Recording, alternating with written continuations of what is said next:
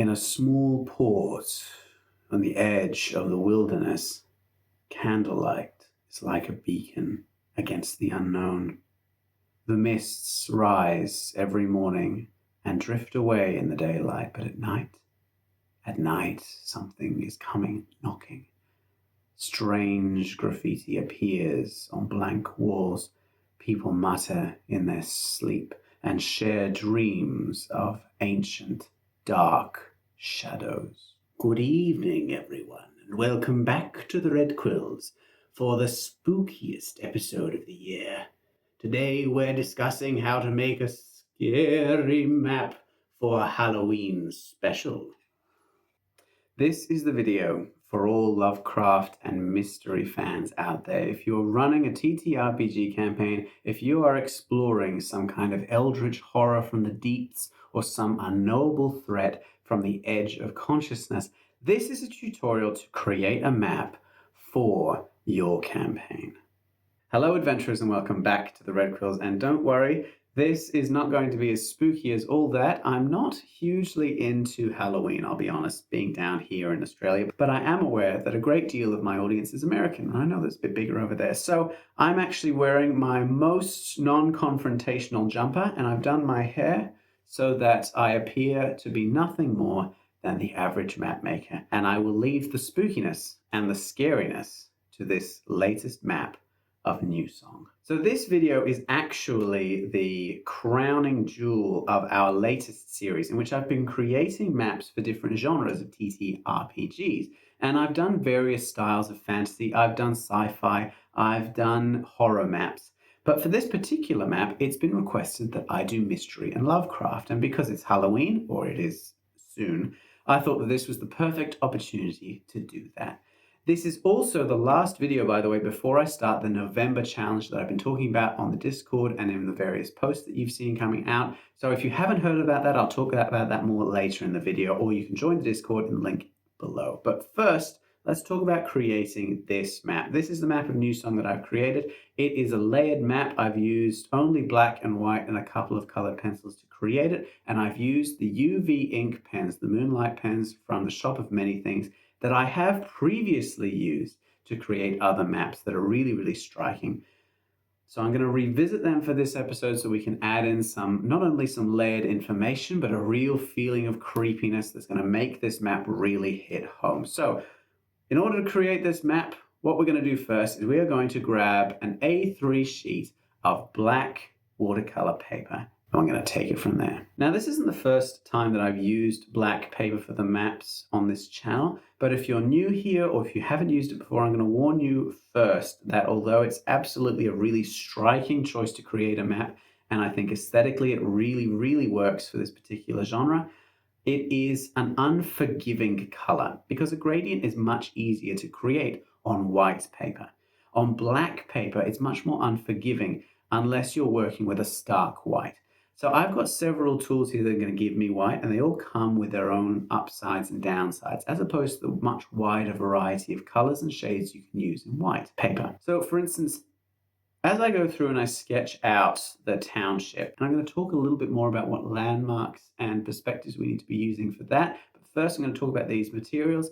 I'm using the Chinese white Derwent drawing pencil for a lot of the shading. It's a great tool, but be aware of with any white pencil on paper, it's going to be quite difficult for you to get to a stark white just using pencil on black paper. You can get some good gradients, you can really draw the eye, but it's different than working with a black pencil on white paper. You can go all the way down to black, generally speaking, on that medium, but here you won't be able to get to a stark white without a pen, which I also have. I've got two white pens that I'm using here, the Uni Posca, which is a 0.7, and a Born Bullet Tip, both of which are acrylic paint markers. They are of vastly different thicknesses. The Born is a 5mm, this is less than a fifth of that. And so I'm going to use them for the titles and the detail work, and I'm going to use the pencil for the shading as well. And between the three of them, I should be able to create a fair amount of nuance to it. But it does mean that I need to be very, very aware of what I'm doing beforehand, because I'm not going to be able to erase anything that I work on in the pens. And the pens are going to need a little bit of time to dry so that they don't smudge. So everything's going to have to be very slow and very careful as I go through and I make this map. Now I'm still on the stage of creating the pencil sketch, so I'm going to talk about the landmarks that I'm creating for this town. Now, I did a fair bit of reading for Lovecraftian and mystery stuff in order to prep for this map. I haven't actually played Call of Cthulhu. I know that it's very, very popular. I will get there one day. But in my reading and my research and my reading of Lovecraft in general in the past, I know that there are some locations that are good for any generic TTRPG campaign and some locations which are of particular importance to his genre of writing. So for any TTRPG campaign, you generally need somewhere to rest, somewhere to gather supplies, and somewhere to look for money or leads. So in this particular case, I've got an inn where they can rest and they can eat. I have the town hall where they can get quest leads and they can ask people about things. And I've got the Freemasonry and the university where they can gather supplies. Of course, the supplies are going to be different for a mystery like this than they will be for a general Dungeons & Dragons fantasy campaign, because the most important weapon that they're going to have is information and secrets. So they're going to be looking at libraries and things like that. So in addition to those locations, I do want to look at places that are mentioned in other Lovecraft stories. Now, he uses universities fairly regularly to find access to secret knowledge. He uses the wilderness to represent the unknowable and the unknown. I wanted to add in a sanatorium as well, because it's somewhere that people who've been driven mad by exposure to the eldritch horrors would go, and that's a great place to gather more quest leads. And I've added in a church and a lighthouse as well, because I wanted that contrast. The lighthouse is a representation of beacons and light and knowledge and forewarning and hope and things like that. And the church is a good place for us to get a dichotomy between what is eldritch and what is safe and comfortable. So between those landmarks, we have the sanatorium, the town hall, the church, the woods, the guild hall, the inn, the university, and the lighthouse. And they give us a fair spread, not only of what you would find in a small town in America's Northeast like this, but places where you can forward the quest in different ways. Now, once I've done the pencil sketch, I'm going to come through and I'm going to label all of those icons. I'm going to use a font fairly similar, as much as I can, to the Call of Cthulhu font, because it is iconic. Even I recognize it. And that's going to take me quite some time. And that particular point, I'm going to just absolutely reassert over and over in this video. Take your time with this map. If you're working with the white ink, you will need it to dry. You want to make sure that your hand isn't jumping all over the place. You want to be aware, if you're left-handed like I am, that you need each letter to dry before you move on. It also means that you're going to have to be more careful about making sure that everything's level, because you can take your time to reassert that kind of stuff. After I've gone through and I've labeled everything, that's when we break out this white pencil. So I'm going to go through and I have two applications for it. The first is for those distinct landmarks. So each of the places that I've labeled will have some white plane on it. So a wall will be colored white. And I'm also, as I'm going through here and I create these buildings, I'm being inspired by the Newburyport village architecture that I've read that Lovecraft was inspired by when he did a lot of his writing. And so while I've used that architectural style, it's also got a fair mixture of sort of whitewashed stonework and the red brick. And I really like that contrast, as well as the dark slate roofs that I'm going to be trying to mimic with the white paint. But because we've got a lot of different textures, we're going to have to be aware of how we devote our attention to showing those textures, because we're working with materials that aren't really good at detail work, because paint spreads, especially on paper like this, in a way that isn't entirely controllable all of the time. It's not like working with a fine liner. It means that stippling is going to be a lot more difficult. We've got to find another way to show the detail. But I'll get to that when we get to the fine liner ink layer. Still using the white pencil, I'm going to go through and also do the nature parts of it as well. I'm going to show the tree-covered hills behind, the trees that are inside the village itself, and the rocks and the cliffs that surround the seaward side of town. And I'm going to use a style that contrasts what I've done for the town icons. So because The buildings are supposed to be very inviting. They want to show civilization and safety. I'm using flat planes for them. It's all geometric and it's all very kind of soft in the shading. So for the nature part of it, I'm going to sharpen the pencil a little bit. I'm going to use a very scratchy style for it. And not only does that give the impression of being more chaotic, which is great, it also, because it's sharp and angled and it's not round and soft, it gives the impression of being dangerous. And that's really what we want to evoke here. Lovecraft was inspired by the idea that there is such a wilderness outside of human experience, so many things that we don't understand. And so he expressed his awe of the wilderness of the unexplored land or the unexplored seas by creating the eldritch horrors that fill his stories. And we're going to kind of give a bit of an homage to that by making nature much more angled and sharp and dangerous in this depiction of it. Then we come through with our white pen. And again, this is the Uni Posca that I'm using here. The Bourne bullet tip is for the main title and the border, and that's a 5mm. This one is 0.7mm, so it's significantly smaller, but it is worth noting that when I create maps on the white paper and I use the fine liner pens, the thickest pen that I use is a 0.6mm. So this is thicker again, it's my thinnest white pen. This is thicker again than even the thickest of the fine liners that I use on white paper. So we have to change the style that we're using for that reason. So I'm going to go through and you've got to think about the shape of the buildings. Now I'm going to harken back to another map that I made recently, which is the Edo period map that I did for the historical map series a few months ago. And I really, really liked that. And it was very popular amongst people because it was so eye-catching and quaint, and it felt really intimate, like you were being invited into the scenery. And I wanted to evoke that for this map as well, because the intimacy for that one is inviting. It's nice. You feel the peace of the village. But here, I wanted it to feel intimate in a way that felt dangerous, because there are threats all around. If you are drawn into that environment, you are being threatened as well. I wanted that to hit home for you to feel like there is a danger just around the corner. So using that isometric style that we found in the Edo map, I'm going to kind of try to bring it here. But the Edo map, what I did was I focused first on the exterior shape of the building. So if you were to look at it from a distance, what's the outside line of the building, of the shape? Then you go through and with a thinner line and a more careful hand, you do the interior shapes. And that's the planes, the walls, the chimneys, the windows of the buildings, of the shapes themselves. And then finally, we need to add in some textures so that the eye can differentiate between the different parts of this shape with ease. Now, in other maps, I would be able to stipple, I would be able to shade, I'll be able to do hatching. But in this case, I wanted a style that was going to be evocative of the Edo map and doable with this white pen. So I focused mainly on the slate roofs, and I used a kind of a crosshatch mixed with stippling to give the impression that there was a lot of texture there without actually having to draw every inch of texture. And it turns out well, but I will note that later on I needed to slightly change the style because there was too much going on.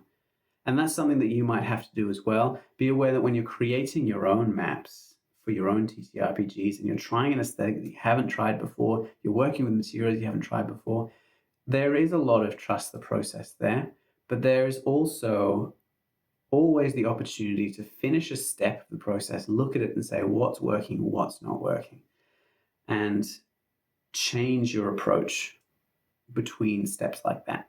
I wouldn't recommend changing partway through a step. So I finished all of the buildings before I looked at it and I thought, you know what, there is too much detail there, it's too messy for the eye, I'm going to have to do something.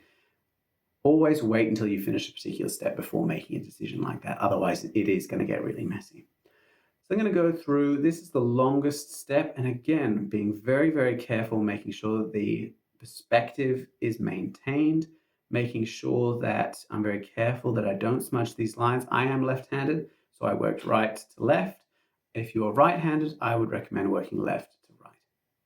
And then as we finish up the white pen, you can see what I mean about it being too crowded, too dense to look at. It's a bit messy for the eye. And so what I'm going to do is I'm going to as I mentioned before, I'm going to take that white pencil and I'm going to go through and shade all of the walls and do an extra few layers of the white pencil on the landmark buildings, the university, the lighthouse, the Guildhall, etc. And so that hopefully will be able to differentiate between them. But you will notice that even with several layers of the white pencil, you're not getting too much further away from the original shade of the white pencil. That gradient of shading isn't nearly as steep as it would be with a black pencil on white paper. But once that pencil is done and it looks really, really good, we need to then find a way to make the labels stand out. And that's when I come in with the yellow pencil and the orange pencil as well. I'm going to do a glow first in the white pencil, and then using small circles with the yellow and orange pencils, I'm going to add in a little bit of color so that I can evoke a bit of the feeling of firelight. Because again, the contrast we're going for here, like the contrast between the black paper and the white, which is not only very stark, but evokes a sense that something's not quite right, because we're used to something being the opposite of that.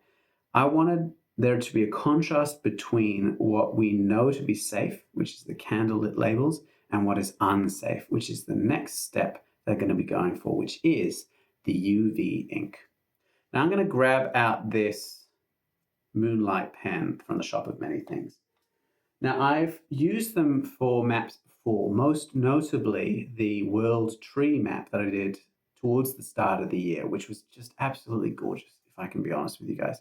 It was just absolutely beautiful as maps go, and I'm really, really proud of it. And I wanted to bring the same use of the pen, that creativity with the invisible ink as I did there, because the challenge that I set myself for that particular map was how can I use a pen that's made for secret messages for players in a way that is creative and evocative. And I made the World Tree, and I did add in some secrets there. But for this map, which is a mystery map, I could add in actual secret messages, and I wanted to add in something else as well. So turning off all the lights and getting out my UV torch, which is used for curing minis, I added in some actual pictures of the eldritch horrors that they should fear.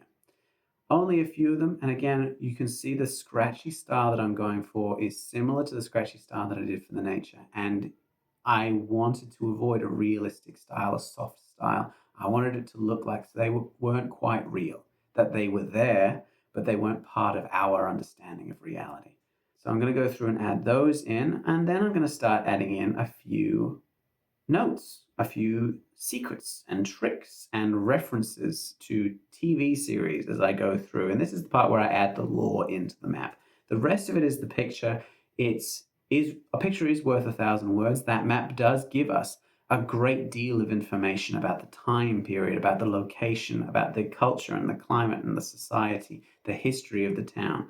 But these notes that I'm doing now and the ones that I will follow with in the white pen give us a lot more context about the actual campaign itself. So I'm going to just add in a few examples of what kind of notes we can add in here. And I'm going to talk about the 3 layers of information that you can add in to a map or a document that you're making for a mystery or a Lovecraftian horror kind of campaign. So the first layer is your general layer of information. That's the white map we're working with here. That's information that's readily available to the public, and I mean so readily available they can see it for themselves. That's why the view of the town is the base layer. Anyone can walk to the top of the lighthouse and go and see it for themselves. That's not hidden behind any paywall or graduate degree.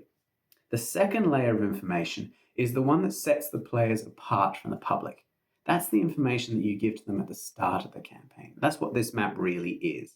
I would recommend, if you're making this, the UV ink does actually come up a little bit on the black paper, not because it's of its color, but because it slightly changes the texture of the surface of the paper, so it's shiny, a little bit shiny under a bright light. Being aware of that, I would recommend that if you make a map like this and you're using the same tools, that you give this to your players at the start of the campaign when they can find the map for themselves and they already know that there is a secret on it. You can't give this to them and expect them to sit on it for a while, not knowing that there's secrets on it. I would just say that they have found a map, and once they figure out that there's secrets on it, you can then give it to them, along with, some information on how to decode it, which in our case is the UV pen light. And so that's the second layer of information, the differentiation between the general population and the players, the novices to this particular world. They know enough that they're not NPCs anymore, but they don't know enough that they've solved the campaign, which brings us to the third level of information, which we're going to call double locked. So the first is locked by the map itself. The double locked is locked by their needing to fulfill a quest in order to understand it. So as I'm going through and I'm writing these notes, for instance, some of the notes are going to be easily understandable to anyone who can read the map. So for instance, there is a note over the university that says that the Necronomicon is in the archives. If anyone can read the map, then that's fairly clear what that means, that they can find the Necronomicon, whatever that is, in the archives of the library. However, other notes aren't so clear. For instance, one of them says, "I left it here," referring to some kind of object dropped at the end of a pier, or something hidden here above the church. There's a few of those notes around which the players won't understand even after they've decoded the map. So that's the third level that I would recommend filling the map with. You can absolutely have, say, a third of the notes being that first level, that locked level, but then the next 2/3 being double locked. Not using codes necessarily, because codes can be broken by players outside of the game, but by referring to things that they need to have access in world, like speaking to certain NPCs, gathering certain items, or having a certain perspective on things later in the campaign. And so that's the way that you can keep some information still coded or hidden or secret on a map that they have already found and figured out how to use. And once all those notes are done, adding in a few references of my own, for instance, I will then finish off the decoration of the map using the white pens. The first thing I'm going to go through and do is the border, but you may notice that my pen actually leaked as I was doing the border. This is a good place to remind everyone that not every map is going to turn out precisely as you expect it to. You've just kind of got to roll with the punches. And in this particular case, because it leaked and there's nothing you can do about it using these media, I decided to just make it into a feature instead of a bug. Thanks, Todd. And did it deliberately several more times around the exterior of the border so that it kind of felt a little bit wrong, because there wasn't a consistency to the border, because it was a little bit wobbly, because it had these smudges. Again, we're undermining the expectation of what a map should be, that feeling of unreality creeping in. And so we can make it work for the theme in that way. In order to really drive that home, I'm going to do a double border later, which is going to be absolutely straight in the thinner pen, the one that I can trust. But I'm going to have to wait for that to dry first. Before then, I'm going to go through and add in some more, wording, more notes, more mottos, including the very ominous "Visit once, stay forever" motto at the bottom of the map. Now, I know that I designed this particular map with a specific game in mind, that is Call of Cthulhu, because it's Lovecraftian. It's everything that Lovecraftian intends to be, right? But I have been listening to the community who's been asking for more games and maps for different kinds of games rather than just D&D. And so I've gone a little bit further abroad looking at different games. And although Call of Cthulhu is what I've specifically made this map for, I also wanted to give a shout out to a little game called ENCLAVE, which I tried quite recently and I really, really enjoyed it.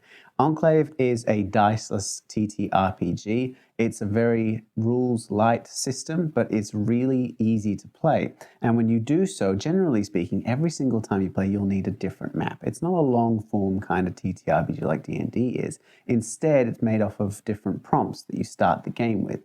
And in doing so, one of the things that I thought as I was creating this map and as I was playing the game is that it would be very easy to make one of those prompts for ENCLAVE or any other Diceless TTRPG in which you create a session based off a prompt at the beginning, off of a map instead of a word prompt. So if you're looking at this map and you're wondering what kind of TTRPG to use it for, you can check out ENCLAVE. ENCLAVE actually has a Kickstarter going at the moment for an expansion on its set, you can check out the link in my description below. And if you want to support them, Robbie, who made it, is a friend of mine, and I really want to see as much support as possible for his project. So please check it out for me and play ENCLAVE if you're looking for something a little bit lighter on the rules than D&D. But anyway, back to the episode.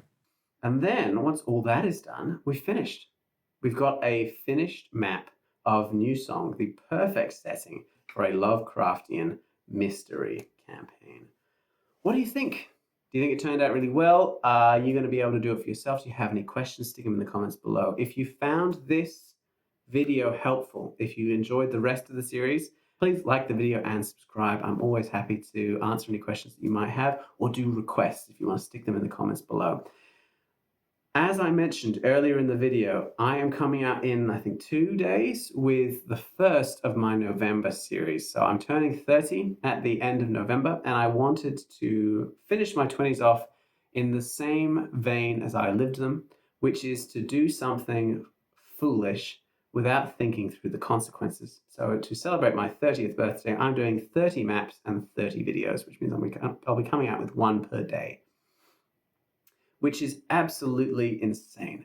And I'm really looking forward to seeing it. I do have a lot organized beforehand, but what's happening is I'm actually working with the Red Quills Discord. There is a map making challenge on there. I'm going to be coming out with prompts. I have a structure being released on the first day if you want to be involved in that. So check out the link to the Discord in the description below and find the map making challenge under there. I'm always happy to answer any questions you might have in the Discord as well. Thank you once again to all of my patrons and my YouTube members. I couldn't do this without you guys. And I hope everyone has an absolutely wonderful Halloween. Enjoy your Halloween, and I will see you in a couple of days. But until then, happy mapping. Oh, guys. I just recorded an let me make sure this is on. Hello? Yeah. I just recorded an entire episode, a solid 27 minutes worth, and found out that my camera had stopped working halfway through.